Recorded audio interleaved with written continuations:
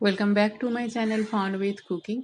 आज मैं सॉल्टेड सिंगाड़ा का रेसिपी आप लोगों के साथ शेयर कर रही हूँ।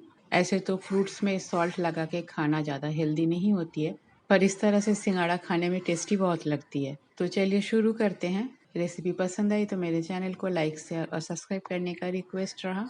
हाफ किलो सिंगाड़ा को मैं पानी में भिगो के रखी हुई है।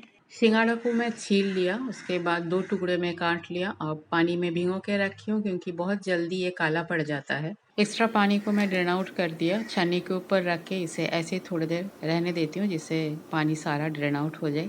पैन में थोड़ा सा घी डाल दिया। घी के जगह आप बटर भी यूज़ कर सकते हो और चाहो तो थोड़ा सा अमाउंट भी बढ़ा सकते हो।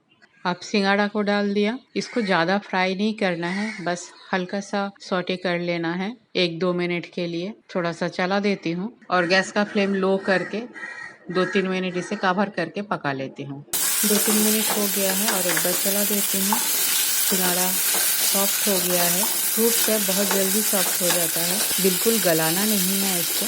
थोड़ा सा नमक, मैं रेगुलर सॉल्ट डाला, आप चाहो तो काला नमक भी डाल सकते हो।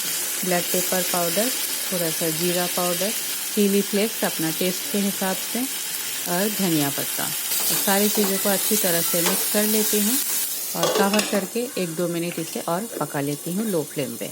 बस ये हो गया है। एक बार मिक्स कर लेती हूँ और गैस बंद करके इसे साफ कर देती हूँ। इसे आप शाम के स्नैक्स के हिसाब से खा सकते हो, बच्चों को टिफिन में भी दे सकते हो। इस बहाने बच्चे फ्रूट्स भी खा लेंगे। मेरा सॉल्टेड सिंगाड़ा बनके तैयार है।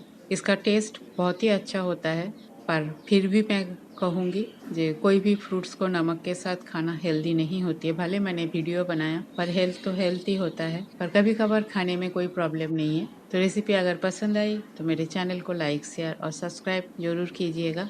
थैंक्स फ्रेंड, वीडियो देखने के लिए। सिंपल रेसिपी मैं अपलोड करती हूँ। आगे मिलते हैं कोई और एक रेसिपी के साथ। तब तक के लिए bye, have a good day.